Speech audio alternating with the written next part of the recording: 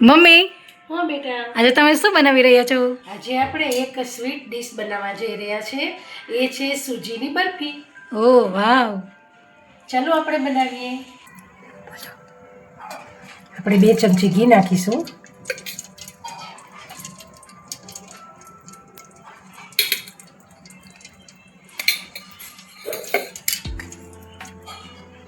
એક વાટકી રવો નાખીશું. નાખી દો વાંધો નહીં.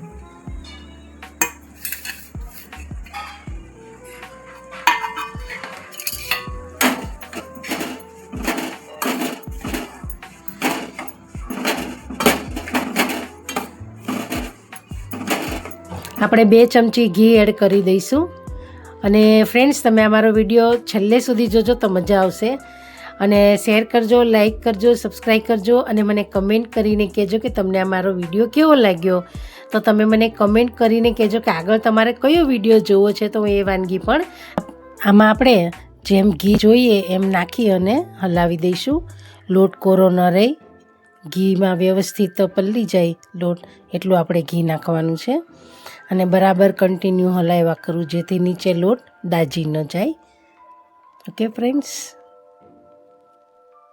આ લોટ આપણો બરાબર શેકાઈ ગયો છે, દાણેદાર થઈ ગયો છે, આછો બ્રાઉન થઈ ગયો છે. ફ્રેન્ડ્સ, તમે જોઈ શકો છો કેવો સરસ થઈ ગયો છે લોટ. હવે આપણે ચાસણી મૂકી દઈશું. તો 1 વાટકી ખાંડ નાખીશું અને એમાં અડધો વાટકો પાણી.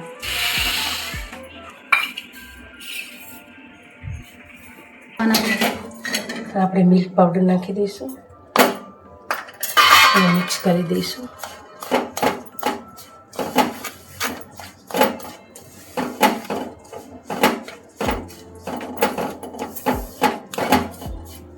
આપણી ખાંડ ધીમે ધીમે ઓગળી રહી છે.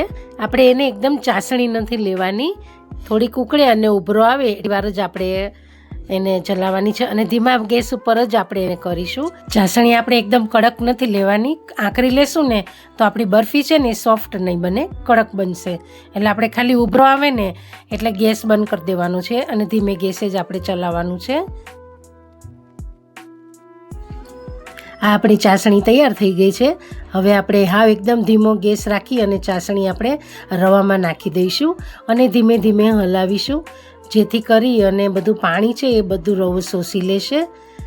એની જાતે જ ઘટ થવા માંડશે. જો ફ્રેન્ડ્સ, તમે જોઈ શકો છો, જો ઘટ થવા માંડ્યું છે. આપણું મિશ્રણ ઘટ થઈ ગયું છે. આપણે એમાં એલચી પાવડર નાખી દઈશું અને આમાં કાજુ બદામ પણ આપણે એડ કરી શકીએ છીએ.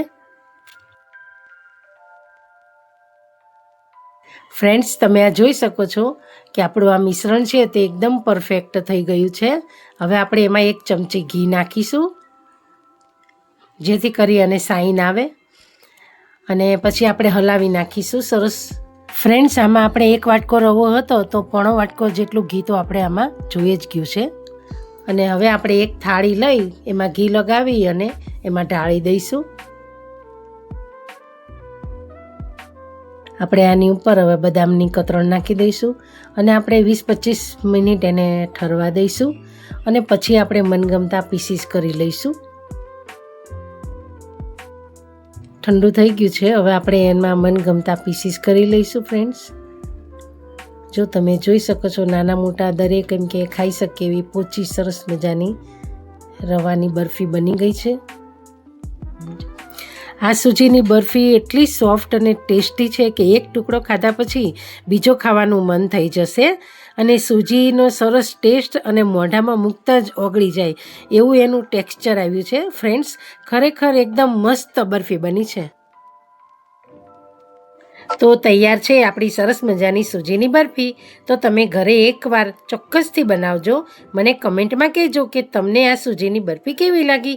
હવે ફરી મળીશું નેક્સ્ટ વિડીયોમાં નવી રેસીપી સાથે. ત્યાં સુધી મસ્ત રહો, સ્વસ્થ રહો. બાય. જય શ્રી કૃષ્ણ, જય સ્વામિનારાયણ.